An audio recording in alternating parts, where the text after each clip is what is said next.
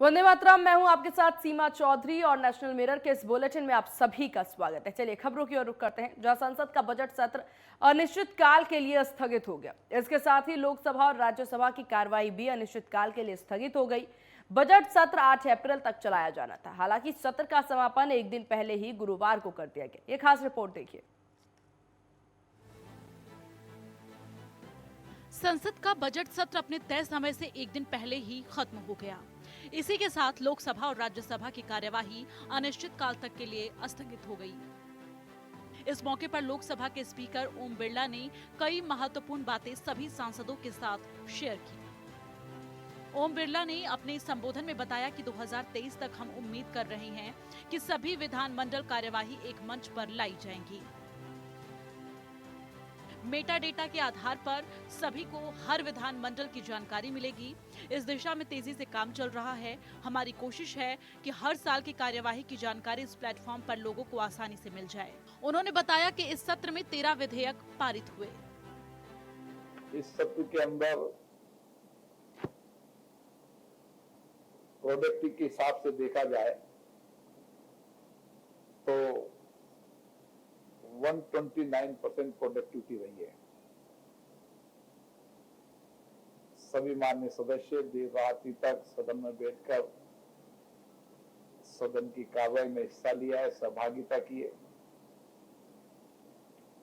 और एक अच्छी चर्चा, संवाद, डिबेट भी कई विषयों पर हुई है। और अभी तक 8वें सत्र तक 106% प्रोडक्टिविटी रही है। बीच में एक सत्र में प्रोडक्टिविटी कम हुई थी, उसके कारण से प्रोडक्टिविटी 106% रही है। लोकसभा स्पीकर ने सांसदों को संबोधित करते हुए कहा कि इस बार के सत्र में सभी सांसदों ने कई बार देर रात तक सदन में बैठकर चर्चा में भाग लिया। उन्होंने बताया कि बजट सत्र में 13 विधेयक पारित होने के अलावा 5 विषयों पर अनुदान मांगों पर भी चर्चा हुई। बजट पर भी अच्छी चर्चा हुई। हमारी कोशिश रहती है कि सदन बिना किसी बाधा के चले। हम सभी को इस सदन की मर्यादा और गरिमा को बनाए रखना चाहिए। ओम बिरला ने बताया कि इस सत्र में सभी की अच्छी भागीदारी रही और इसी का नतीजा है कि इस बार की प्रोडक्टिविटी 129% रही है। 8वें सत्र तक प्रोडक्टिविटी 106% रही है। उन्होंने बताया कि पिछले अनुभव से तुलना करें तो इस बार का सत्र अच्छा रहा। इस बार दिल्ली नगर निगम एकीकरण विधेयक और आपराधिक प्रक्रिया विधेयक जैसे महत्वपूर्ण विधेयक पारित हुए। वहीं राज्यसभा के सभापति एम वेंकैया नायडू ने इस मौके पर बताया कि सभी व्यवधानों और स्थगन की वजह से राज्यसभा को करीब 9.5 घंटे का नुकसान इस सत्र में हुआ है। हालांकि सदस्यों ने 9 घंटे 16 मिनट एक्स्ट्रा बैठकर इसकी भरपाई की। उन्होंने इस सत्र में सदन का प्रोडक्टिविटी रेट 99.8% बताया। उन्होंने राज्यसभा में इस सत्र में 11 विधेयक के पास होने की भी जानकारी दी है। Desk report, network 10। एनसीपी नेता शरद पवार की पीएम मोदी से मुलाकात सियासत में काफी तूल दिया जा रहा है। इससे कई संदर्भों में देखा जा रहा है, जहां पीएम से शरद पवार की मुलाकात को लेकर के कई अटकलें चल रही हैं। वहीं शरद पवार ने इस मुलाकात को यह कहकर टालने की कोशिश की कि वे संजय राउत के खिलाफ हो रही कार्रवाई की विरोध जताने के लिए पीएम से मिले हैं। बेशक शरद पवार ने यह कहकर के बात ठंडे बस्ते में डालनी चाहिए हो, लेकिन माजरा इतना भड़का नहीं है। महाराष्ट्र की सियासत में काफी कुछ अलग चल रहा है। देखिए खास रिपोर्ट में।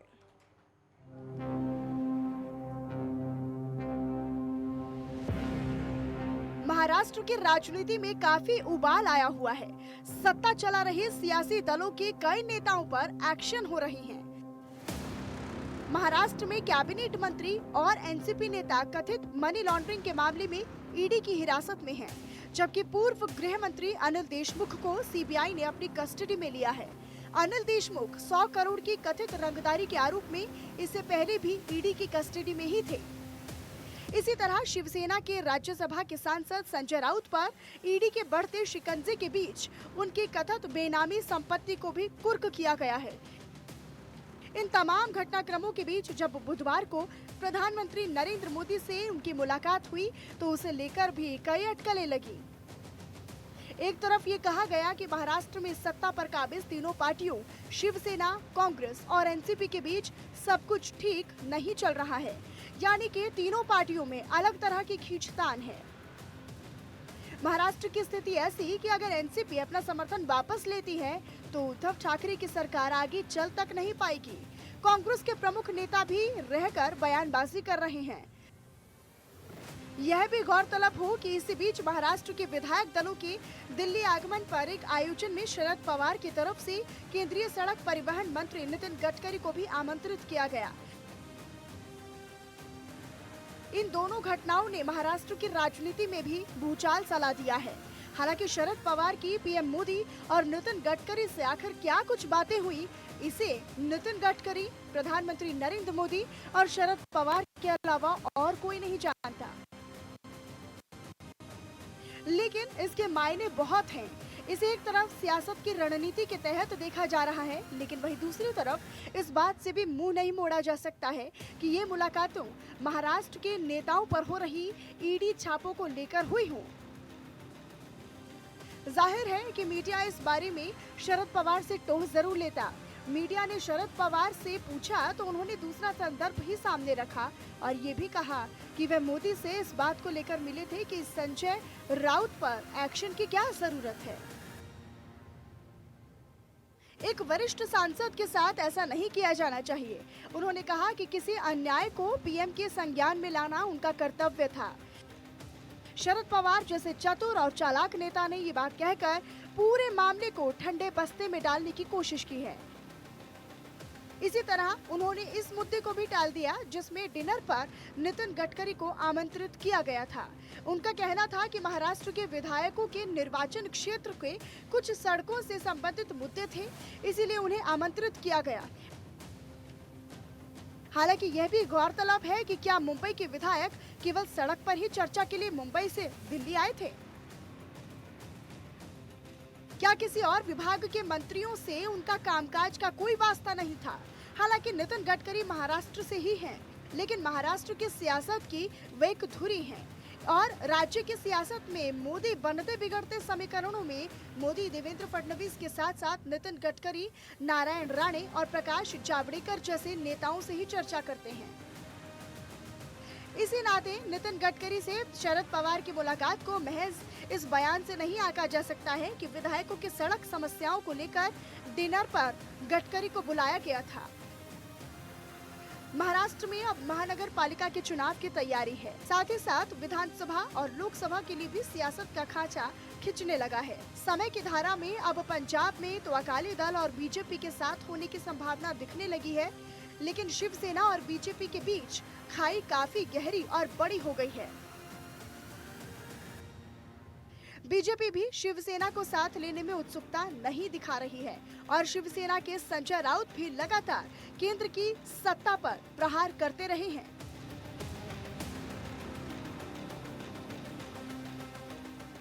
Bureau report, network 10।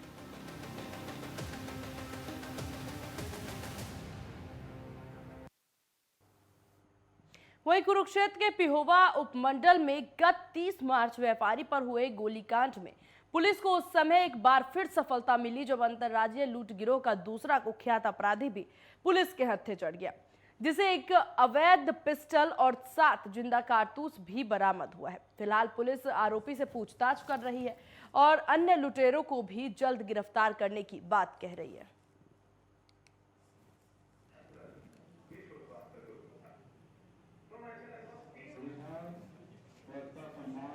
आज माननीय मुख्यमंत्री जी ने बहुत बड़ा सौगात दी है, जो काफ़ी सालों से माननीय मुख्यमंत्री जी का विज़न था कि आखिरी पंक्ति में आखिरी अंत्योदय के परिवारों तक लाभ पहुंचे। और एक सभा में माननीय मुख्यमंत्री जी ने यह भी कहा था, इवन विधानसभा के अंदर भी ये कहा था कि मैं शुरुआत आखिरी पंक्ति से शुरू करूंगा। तो उन्होंने आज शुरुआत की है, जिसमें परिवार पहचान पत्र के अंदर 1,80,000 रुपये जिनकी इनकम है, उन परिवारों को, चाहे वो आयुष्मान हो, चाहे वो राशन कार्ड बीपीएल जिसको कहते हैं वो हो, या फिर माननीय मुख्यमंत्री जी की जो अंत्योदय परिवार उत्थान योजना है उसके तहत उन्होंने आज जो लाभकारी हैं उनको डिस्ट्रिक्ट कुरुक्षेत्र और डिस्ट्रिक्ट सिरसा में शुरुआत की है। तो मैं माननीय मुख्यमंत्री जी का और हरियाणा सरकार का आभार। मनोहर लाल जी का तहे दिल से धन्यवाद करूंगा, जिनका बहुत बड़ा एक विजन है। किस प्रकार से हरियाणा प्रदेश के अंदर प्रदेश के मुख्यमंत्री जी 24 घंटों में से 18 घंटे कार्य कर रहे हैं। आज जो मुख्यमंत्री जी एक से एक स्कीम लेके आए, उस स्कीमों को पूरे देश के अंदर आदरणीय प्रधानमंत्री नरेंद्र मोदी जी ने भी सराहा है। मैं कहूंगा किस प्रकार से ट्रांसपोर्ट पॉलिसी, मेरा परिवार मेरा पहचान पत्र, इस प्रकार की बहुत सी स्कीमें आदरणीय प्रदेश के मुख्यमंत्री जी लेके, इस प्रकार से लगभग 90 करोड़ रुपया मुख्यमंत्री जी ने दिया। तो मैंने तो मंच के माध्यम से ही कहा था कि मुख्यमंत्री जी आपने उस क्षेत्र को। हरियाणा के मुख्यमंत्री मनोहर लाल ने प्रेस कॉन्फ्रेंस की। इस दौरान सीएम मनोहर लाल ने कहा कि आज आजाद भारत में परिवर्तन का दिन है। हमने विचार किया है कि जिसका जो अधिकार है वो उसको घर जाकर के उसे मिले। इसी के साथ परिवार पहचान पत्र की योजना की शुरुआत भी की गई है। इस दौरान सीएम मनोहर ने कहा कि जब राशन कार्ड अपने आप बनकर लोगों के घर तक पहुंचेगा,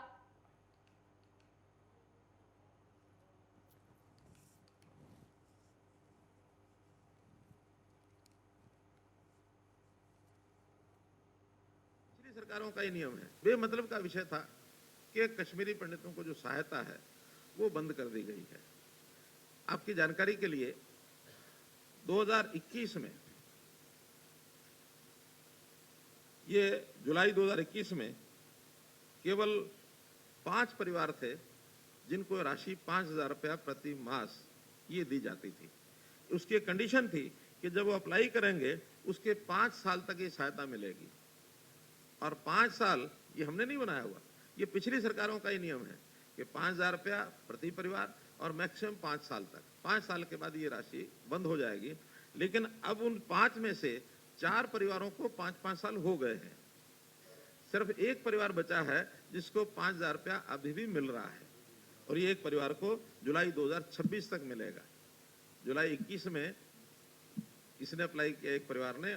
मेरे से भी पूछा जाता था तो मैं बता नहीं पाता था, लेकिन आज कम से कम मैं कह सकता हूं कि वो व्यवस्था परिवर्तन का दिन वो आ गया है। व्यवस्था परिवर्तन यानी अपने आप मिलनी चाहिए, और जब अपने आप मिलने का कोई सिस्टम जब तक नहीं बनेगा।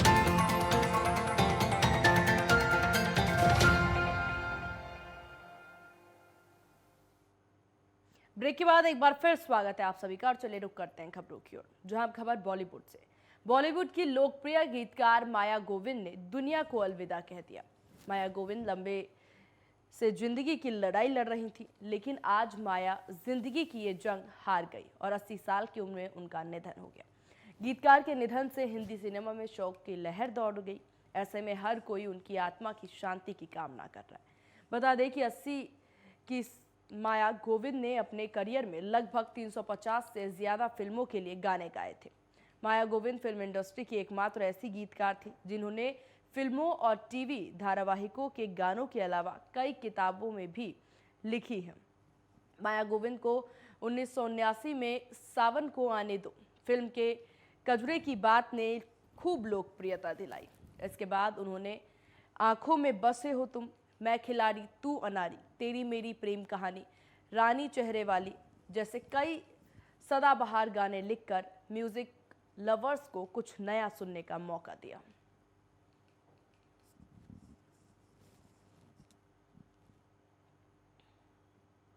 इधर नोएडा प्राधिकरण के मुख्य कार्यपालन अधिकारी ऋतु महेश्वरी ने प्राधिकरण को उत्थान विभाग की समीक्षा की। वहीं नोएडा प्राधिकरण के बोर्ड रूम में हुए इस बैठक के दौरान शहर को हरा भरा बनाने का संकल्प लिया गया। जो प्रोजेक्ट चल रहा है उन्हें और गति किस तरीके से दी जाए, इस विषय पर भी मंथन हुआ। यह जानकारी प्राधिकरण के उत्थान विभाग के विशेष कार्य अधिकारी इंदु प्रकाश ने दी। इंदु प्रकाश ने बताया कि प्रत्येक माह उत्थान विभाग की समीक्षा होगी। कई ठेकेदारों को चिन्हित कर उनके कार्यों में गति लाने के निर्देश भी दिए गए हैं।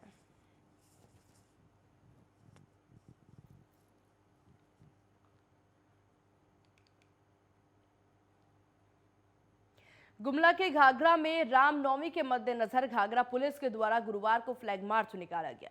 फ्लैग मार्च में सैकड़ों पुलिसकर्मी के द्वारा इंस्पेक्टर मनोज कुमार, थाना प्रभारी अभिनव कुमार के नेतृत्व में घाघरा थाने से लेकर के नेतरहाट रोड ब्लॉक चौक में फ्लैग मार्च किया गया।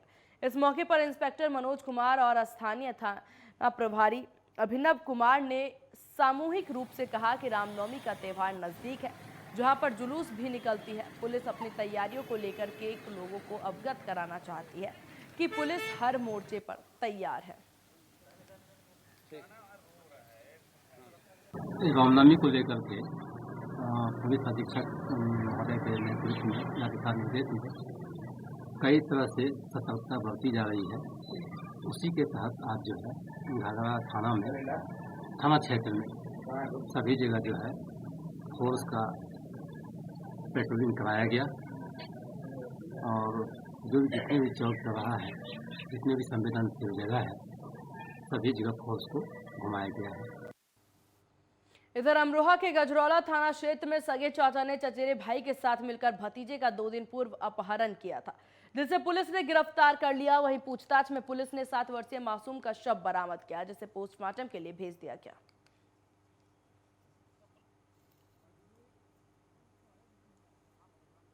संजय चौहान, जो कि चौहानपुरी थाना गजरौला के रहने वाले हैं, इनके द्वारा अपने 7 वर्षीय पुत्र टिल्लू की गुमशुदगी हो जाने के संबंध में एक तहरीर दी थी, जिसमें थाना गजरौला में तत्काल मुकदमा पंजीकृत किया गया और तत्काल टीमों का गठन करते हुए बच्चे की पता लगाने के लिए प्रयास जारी किए गए।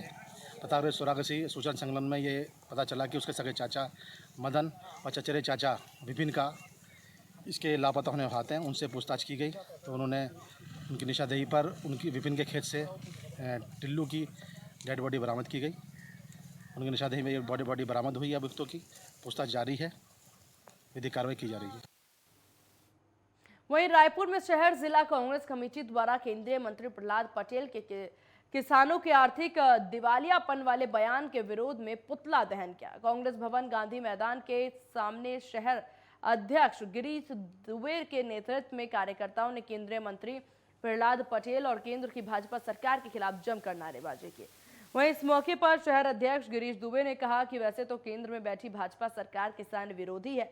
इस बीच प्रहलाद पटेल के रूप में एक और किसान विरोधी चेहरा उजागर हुआ।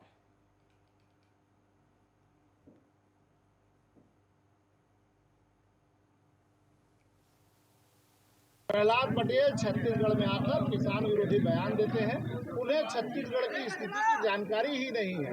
मुझे ऐसा लगता है ये उनके दिमाग का दिवालियापन है जो छत्तीसगढ़ के किसानों के विषय में वो बयान दे रहे हैं। छत्तीसगढ़ का किसान भारतवर्ष में सबसे खुशहाल किसान है। यहाँ पर किसानों की सरकार है। आदरणीय भूपेश बघेल जी यहाँ के मुख्यमंत्री हैं और वो किसान पुत्र हैं। उन्होंने मुख्यमंत्री का पदभार ग्रहण करते ही साथ पहला काम किया किसानों का कर्ज माफी और किसानों को बोनस देने का काम। पिछले 3 वर्षों से यहाँ पर लगातार किसानों को राजीव गांधी किसान योजना के माध्यम से खुशहाली मिल रही है। छत्तीसगढ़ के कांकेर जिला में सड़कों की हालत काफी खराब है। बात चाहे नेशनल हाईवे की हो या स्टेट हाईवे की, सड़कों की हालत काफी खराब है, जिससे आए दिन हादसे होते रहते हैं। तो वहीं यात्रियों को भी काफी दिक्कतों का सामना करना पड़ता है। ताजा मामला भानु प्रतापपुर का है, जहां बता दें कि सड़क हमेशा से यहां गुणवत्तापूर्ण निर्माण के विवाद में ही रहा है। फिर भी आज तक इस सड़क की हालत को ठीक नहीं किया गया, जिससे यात्रियों को काफी परेशानियों का सामना करना पड़ता है। तुर्कोंदल से पखांजूर होती हुए बॉम्बे की जो मुख्य सड़क है, निश्चित रूप से ये बहुत महत्वपूर्ण आवागमन के लिए सड़क है। हजारों की तादाद में वाहनें चलती है, जिसके चलते बीच में खराब हो गए थे। पेच रिपेयरिंग कार्य विभाग के द्वारा किए गए हैं और भी जहाँ जहाँ आवश्यकता है वहाँ वर्क डिपार्टमेंट के द्वारा जारी है। अफगानिस्तान ने अपनी अफीम की खेती पर बैन लगा दिया है। तालिबान सरकार ने किसानों के लिए सख्त आदेश जारी करते हुए साफ कहा है कि अगर वो अफीम की खेती की कटाई करते पाए गए तो उन्हें सजा दी जाएगी। लेकिन आपको ये बात जानकर के हैरानी होगी कि अफगानिस्तान में 90% उत्पादन होता है और अफगानिस्तान को इससे काफी कमाई भी होती है। उसके बाद भी तालिबान ने इस पर बैन लगा दिया। इस रिपोर्ट में देखिए कि तालिबान के ऐसा करने के पीछे क्या कारण है, साथ ही इससे तालिबान को कितना नुकसान हो सकता है।